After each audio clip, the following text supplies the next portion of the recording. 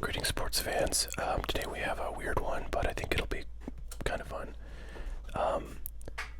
On the channel, I recently posted a video of 1991 Fleer basketball packs being opened, and I pulled a card of a guy named Levingston, and one of our subscribers, Drew Reed, shout out Drew, asked in a comment if he could have that card that I pulled of Cliff Levingston, because apparently he's a coach in Hawaii where he lives, and wanted to get autographed. Well, those cards that I opened were actually for a customer order, so I've shipped them off to that customer, and I no longer have it, and would not have been able to give it to you. However, I looked up Cliff Levingston. Actually, it's Levingston, not Livingston. Cliff Levingston, to see like what other products he would be in, and it turns out he's in he played from like 92 to or 82 to 95, which is quite a lengthy career. And I have a bunch of stuff that includes those years in my collection, so I thought it would be fun to go through that stuff, because a lot of it is like 80s basketball stuff that is always fun to look at, even if it's like not star cards. So Cliff Levingston played for the Hawks from 84 through 90, so that's what we're going to be looking for, is Hawks cards, because as you'll see,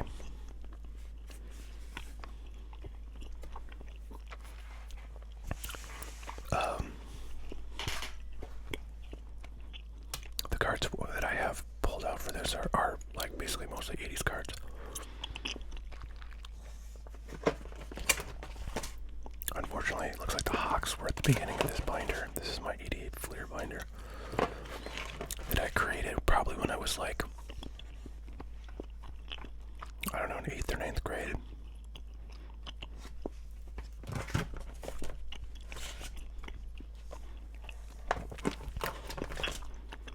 Back then, a fair number of these cards were actually worth something. Even though there's lots of places where stuff has been pulled out, that's where I would have had the stars.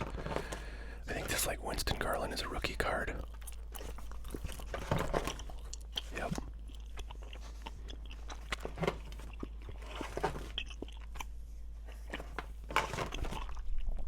Kenny Skywalker, slam dunk champ for the Knicks. That was a rookie card. That was a pretty hot ticket. It was probably a $3 card back in the day. I don't think that Gerald Wilkins is a rookie. He was around for a bunch of Maurice Cheeks. He was not a bad player by any stretch. Was around for quite some time. Greg Anderson, I think those are maybe rookies. Yep.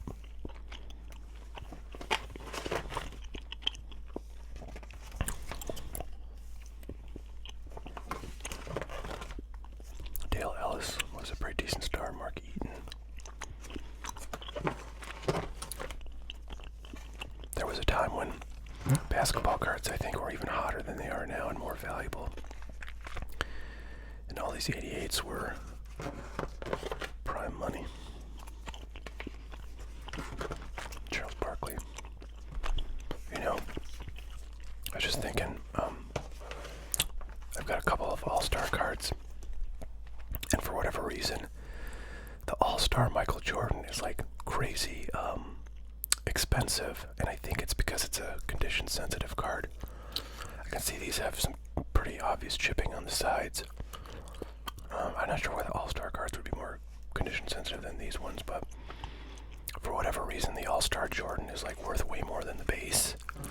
And if you've got like a PSA 9 or 10, you're really rocking and rolling. What I don't know is whether the all-star cards of any of the other players like Barkley or Olajuwon or Ewing are similarly valuable compared to their regular cards. I'll have to look that up. I'm not sure, do we hit the Cavs or the Hawks yet? Yeah, they were at the beginning, so I don't think we're going to see any Cliff Levingston cards in here, but there's hope. I have a few other boxes of commons from the late 80s era of basketball. Isaiah Thomas. So again, this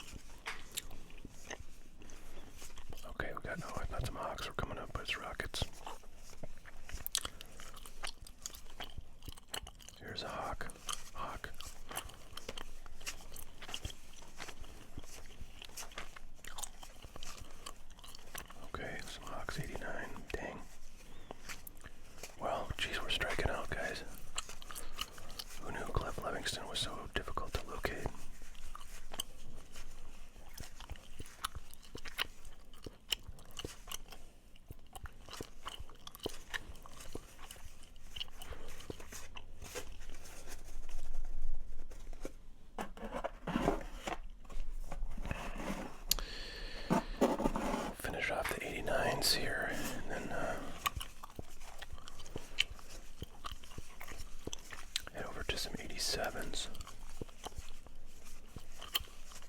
which I haven't looked at in quite a few years. 87s are quite rare. 87 Fleer basketball set was actually much, much less printed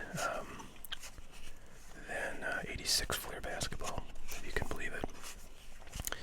Because 86 Fleer basketball was the first, basketball product that Fleer had come out with. And at the time, it was pretty much like ignored in the hobby. Nobody collected basketball cards back then. They were kind of hoping people would start.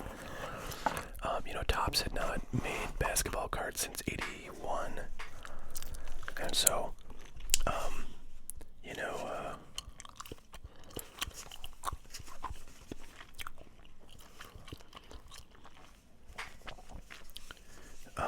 Fleer was kind of taking a gamble in '86, putting that product out, and it really undersold.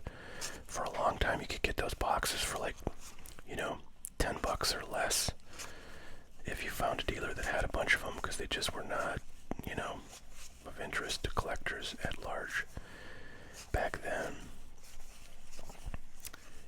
And consequently, the next year, '87, they really took production down to match kind of what they were seeing in the marketplace with the '86 stuff, and so there's way less of it. And I think by '88 they kind of cranked it up a little bit, and by '89, the sports card market was hitting its crescendo.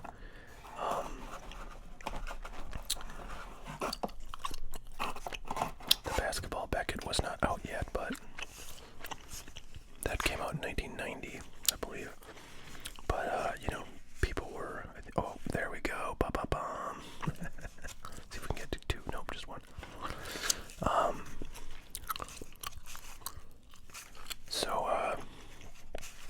By '89, there was just a lot more energy in the card business compared to '86 or '87. And, they had production up pretty significantly. These are all sort of guesses based on kind of, what products have been available in the market. Like in sealed form, you can kind of get a sense.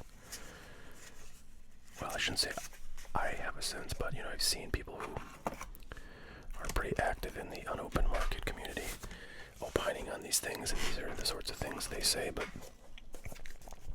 I have no direct evidence of any of this, other than, oh, look at that, now we got an '88 Cliff Levingston, pretty cool. Anyways, yeah, so, the story goes, in '89 things were up, and there's quite a bit, another Cliff Levingston, there's quite a bit of '89 unopened. It is quite expensive, now. I mean, it's not $45 a box anymore. It's more like, $500 a box for '89 Fleer. If you have a FASC wrapped box, it's probably $750 to $900 right now. I really want to have an '87 Cliff Levingston.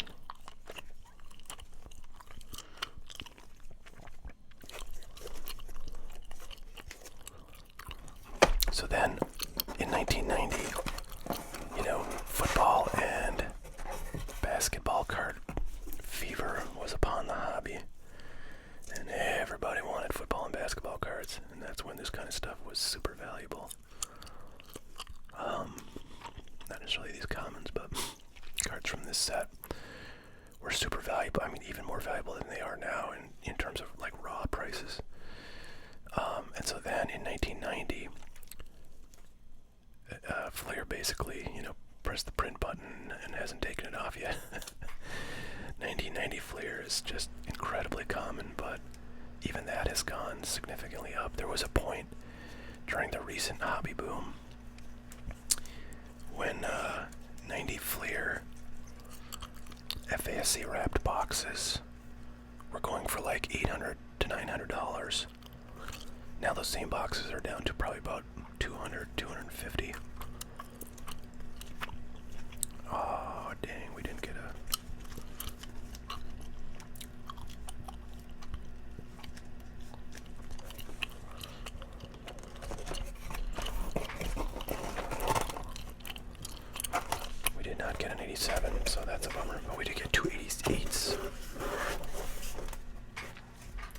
At some point, I'm probably just gonna sell all those commons like in a lot.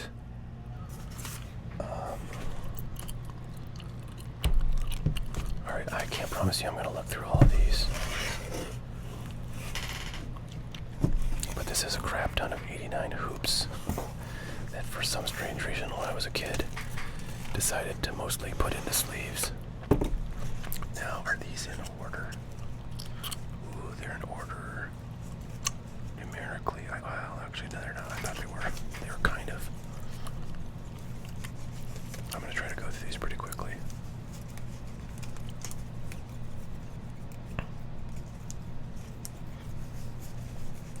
I bought a lot of this stuff when I was a kid because it was pretty cheap.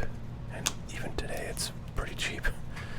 Probably pay $50. Well, I guess it's probably about, maybe it's like $100 for a good shape box of this stuff in the original Series 1, the update series, which has all of the cards of the Series 1, plus some expansion team cards, the Wolves and the Magic cards are in the update series. But consequently, there's fewer original series cards in those packs, and so the boxes are worth quite a bit less. You can probably get a update series, or whatever you want to call it, box of hoops right now for like $50 or less. Whereas the Series 1 is gonna run you closer to, $100, a little less maybe if it's not wrapped.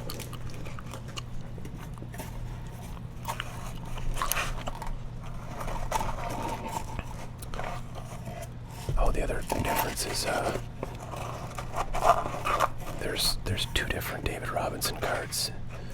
He was a rookie that year in original Hoops Series 1 versus Hoops Update Series. And the one that's in Series 1 is, I think, significantly rarer, and also just viewed by the hobby as his true rookie card. It's one of the first kind of like draft photo cards where he's holding up his jersey and he's like dressed in a suit, if I recall. So it's kind of got some historic significance, I think. But yeah, I remember that card was a big deal.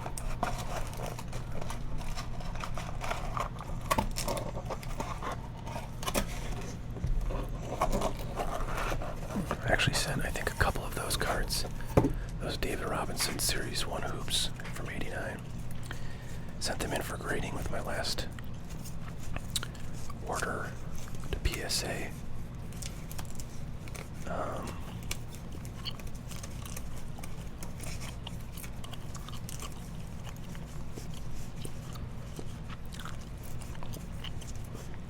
Hoping that maybe one would come back at 10, but I don't know, they're really harsh on 80 stuff.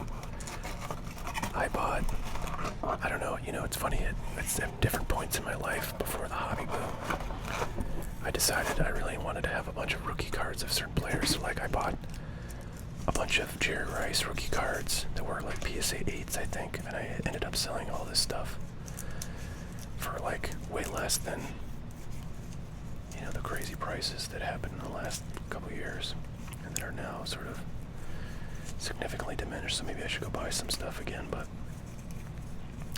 I bought those Jerry Rice cards. I bought like some of the '84 football cards, Dan Marino, John Elway, and Eric Dickerson rookies.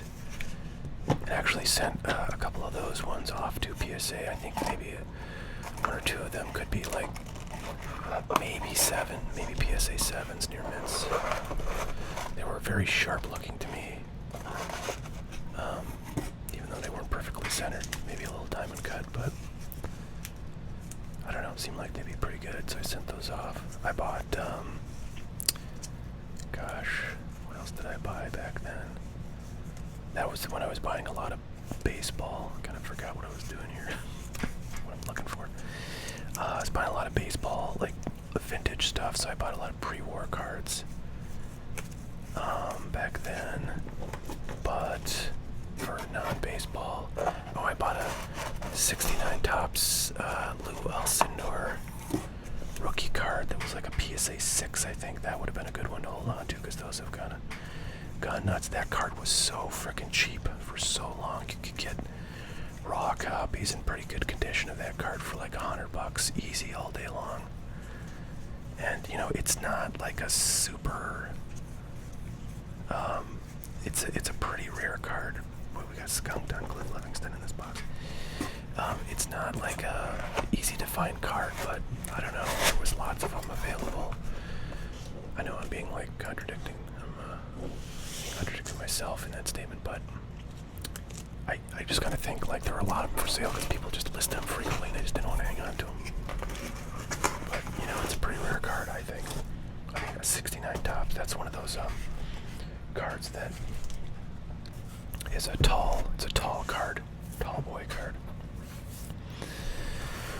If you recall from the basketball sets of the 60s and 70s, Topps sometimes did that. Okay, so these are team sets, and we know that Cliff Levingston is in the Hawks, I'm pretty sure. So, these are just a bunch of team sets of 90 Flair basketball and 90 hoops. Do we have any Hawks hoops?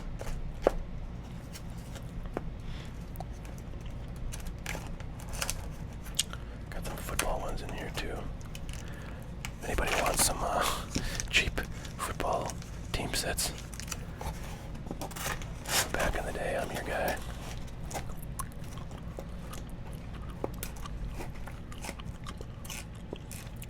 Oh wow, look at that. That card is actually, this card right here is somewhat collectible because it's got Jordan in his number 12 jersey that he had to wear because like his regular jersey got stolen. So there was like one game where he was wearing this jersey number 12 and happened to be the day they were taking photos of Sam Vincent. And it ended up on this card. So this card is pretty valuable if it's, you know, gem mint.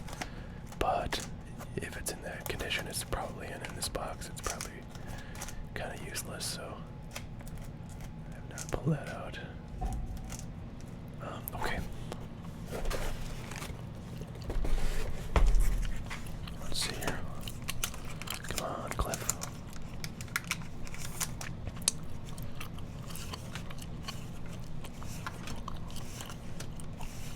There it is. Bam. Kind of funny that I'd come back to these Hawks team sets after all these years, and you got some Hall of Famers in here, and Moses Malone and Dominique Wilkins, but the card I'm after is Cliff Levingston. So these just go in the garbage. Let's take a look, guys, at our new Cliff Levingston collection that we'll send off to our faithful viewer, Drew Reed. Assuming that's his real name. That's his YouTube name. So Drew, please get in touch with me. info@hotcardboard.com. I usually put that in my descriptions for the videos. If you want to go find it there, make sure you don't incorrectly type it or something, but info@hotcardboard.com is where to get me. Alright, so let's see what we got. What do we got? We got oldest one, unfortunately, is just the 88. Then we got 189, and we got 290s. So 5 shiny new Cliff Levingston heading off to Drew Reed there to get autographed, hopefully at one of his games he's coaching. So there you have it. There's a nice little run through some 80s basketball I haven't looked at in a while. Hope you guys enjoyed that. Hope you might like to start collecting some 80s basketball. It's one of the funner things, I think. Out there, it's expensive to open unopened stuff, but you can buy these singles, you know, of the stars if you get them raw, or even, you know, low grade 6-7. They're just super cheap, and you know, they're fun to look at. I think I really love 80s basketball stuff. I was huge into it when I was, you know, collecting back in the early 90s, and managed to score some collections of this stuff from friends of mine who had it. But that's the today's video. I appreciate everybody. Swing on by hotcardboard.com if you want to buy some things to have me open or just have it shipped out to you. Would be awesome too. Please like this video if you haven't already. It really helps for whatever reason. And subscribe if you're not already subscribed. Alright, thanks everybody. We'll catch y'all later. Have a great one. Bye now.